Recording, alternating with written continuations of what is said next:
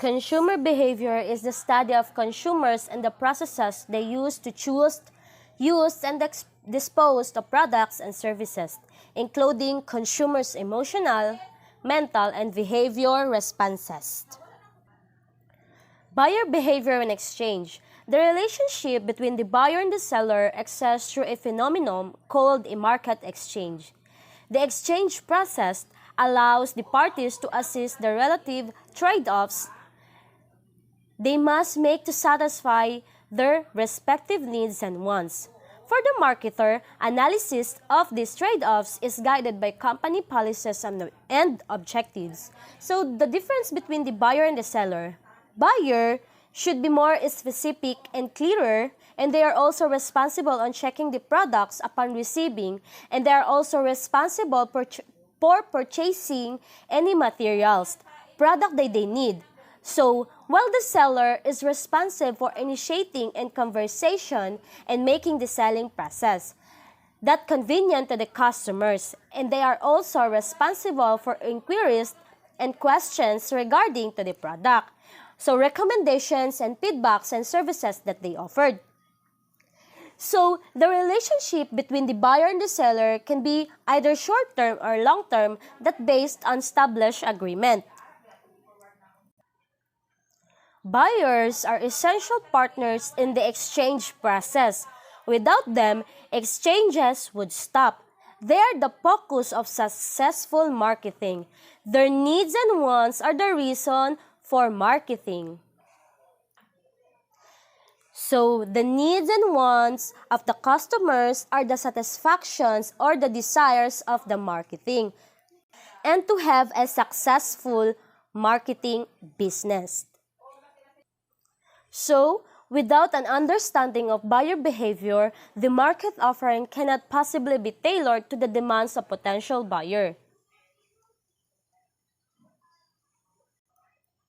So, when the potential buyers are not satisfied, exchange falters and the goals of the marketer cannot be met as long as buyers have free choice and competitive offerings from which to choose. They are ultimately in control of the marketplace. So, pag si potential buyers ay hindi siya nagsatisfied sa binili niya, so dapat si marketer is maghanap siya ng ibang paraan para ma-meet niya or maibigay niya yung desire at satisfactions na hinihingi ng buyers. A market can be defined as a group of potential buyers with needs and wants and the purchasing power to satisfy them. The potential buyers and commercial situations. For the market offering that they feel best meets their needs, and an understanding of how they arrive at the decisions allows the marketer to build an offering that will attract buyers. So dapat marketers should think what's popular in this generation so that marketers can attract more buyers and marketer can give the desires and satisfactions that the buyers needs and wants for them to satisfy their craving in satisfactions and desires. So when we use the term buyers, we are referring to an individual, group, or organization that engage in market exchange. In fact, there are differences in the characteristic of these three entities and how they behave in an exchange. So therefore, individuals and groups are traditionally placed in the customers category, while organization is the second category. Buyer behavior as problem solving. Consumer behavior refers to buyers who are purchasing for personal, family, or group use.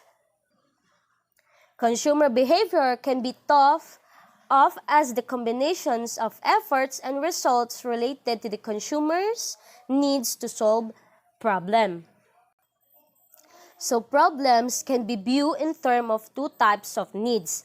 The physical, such as needs for food, are psychological, for example, the needs to be accepted by others. There is some benefits in distinguishing between the needs and wants.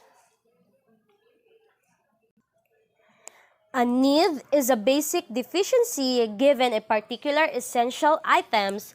You need food, water, air, security, and so forth. A want is placing certain personal criteria as to how that need must be fulfilled. Most of marketing is in the want fulfilling business, not the need fulfilling business.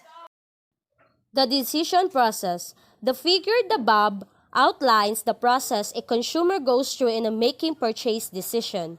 So once the process is started, a potential buyer can withdraw at any stages of making the actual purchase.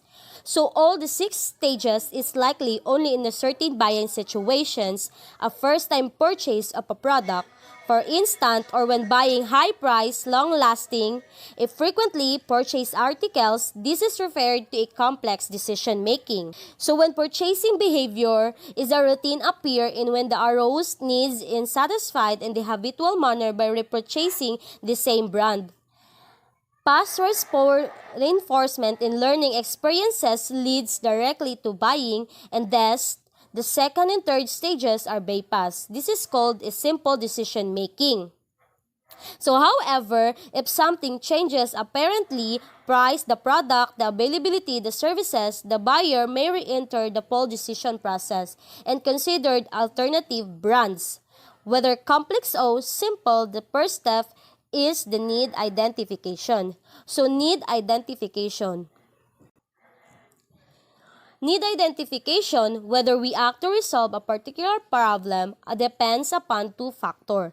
1, the magnitude of discrepancy between what we have and what we need.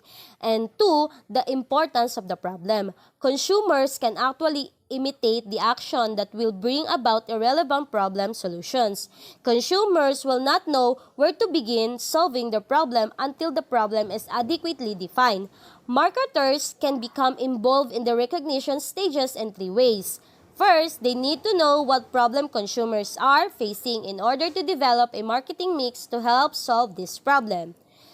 Second, this required that they measured problem recognition.